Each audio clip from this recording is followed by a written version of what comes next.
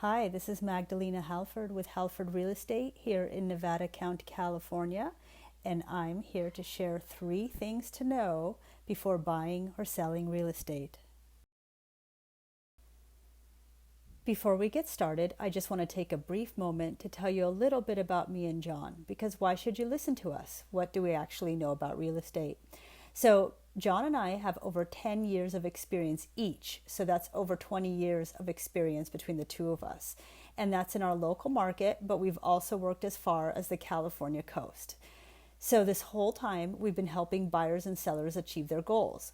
But we've also been investing our own money. And that makes us a little different than a lot of agents because we're out there buying and selling homes ourselves in various market conditions. So we know what it's like to be a buyer and we know what it's like to be a seller intimately. In the last few years, we've also developed raw land. We took a piece of land that had nothing but blackberries on it and we turned it into our dream home. We built a house, we developed it, we thought about sustainability, we put in solar panels, and we have a super affordable payment.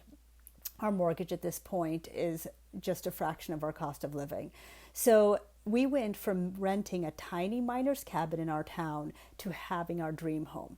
And I'll just take a moment and show you. Oh, sorry, that's the wrong slide. Hang on. Oh, there we go. There's our dream home.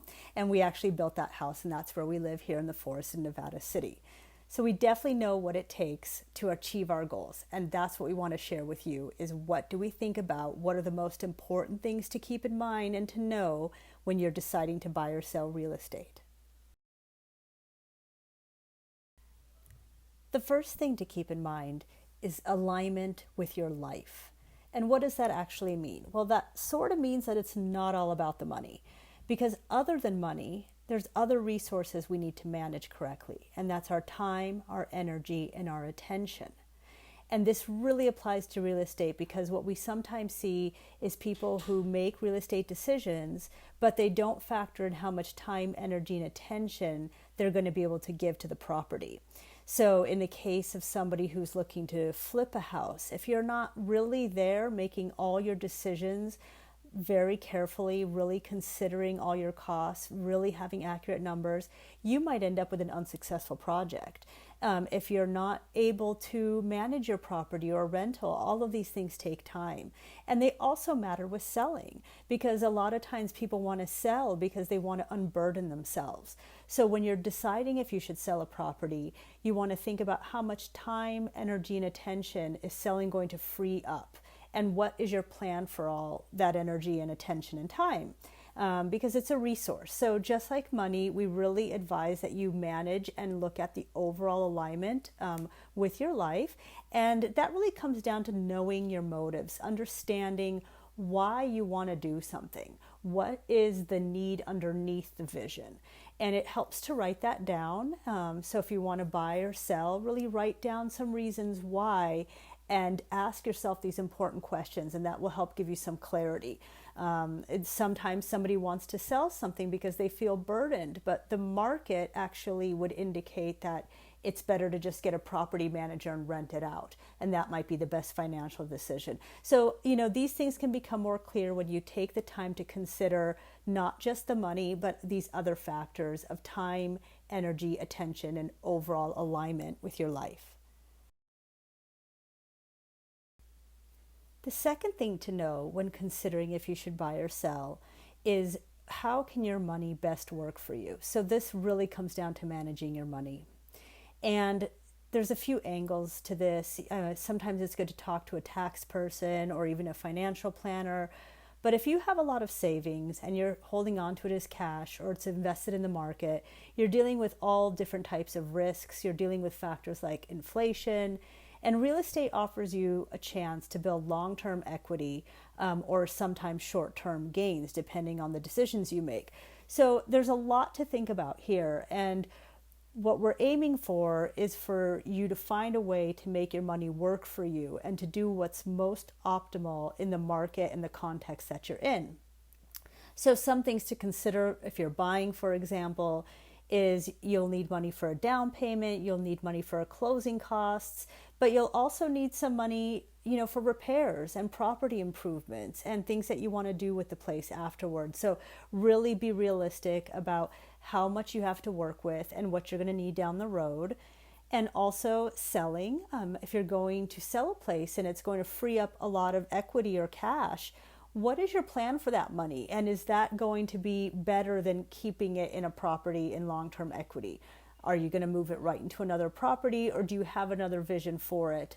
Or do you just need some cash in the bank for peace of mind? So there's a lot to consider, but we do very much recommend that you take the time to think about how your money can work for you, because the way you move money in real estate and the decisions you make are huge, and they determine your buying power down the road. The third thing to consider is your local real estate market. And when it comes to knowing the market, we cannot emphasize enough to rely on actual facts, not speculation. So what we consider to be evidence is recent comparable sales in the area, not news articles, not speculation, not something your buddy told you or that you saw in social media or on TV.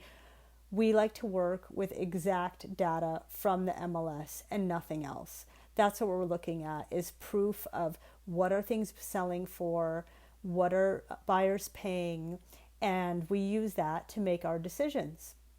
So as a buyer, one thing about knowing the market is that while sometimes you might be in a market where homes are expensive and it's not necessarily a buyer's market, one part of knowing the market is if your interest rates are low and your payment is affordable for you and it's going to be sustainable and comfortable in the long run, you might want to go ahead and buy in that market anyways, especially if you feel like you have job security now, but you might not down the road. So we've seen a lot of buyers do that, where they get in even at a higher price because they feel like it's worth it and it is sustainable for them. The second part of that is the flip side of it, is the selling. And really, if you're deciding if you should sell, that decision needs to be based on realistic expectations. So a market analysis of the recent comparable sales can really help you gauge if it's time to sell and can you get what you hope to get. The difference between what on average sellers list their homes for and what they get for them is huge. Right now, at the time of this recording, we're sometimes seeing a couple $100,000 gap between the average list price and the average sell price. Now, that doesn't mean every seller is getting a couple $100,000 less than what they list for, but it means that overall there's a huge discrepancy between what people hope to get and what they finally end up getting when they sell. So starting off with realistic numbers can help you make a wise decision and not go through all the effort of getting a property ready to sell only to find out that you can't get what you needed for it. So feel free to contact us at any time and we can talk about your vision and how these three things fit into it. You can send me a text at 740-2686, and that's area code 530. Here's my email address, Magdalena@halfordrealestate.com. You can also send me an email or a text if you want to subscribe to our market updates, which I send out every month.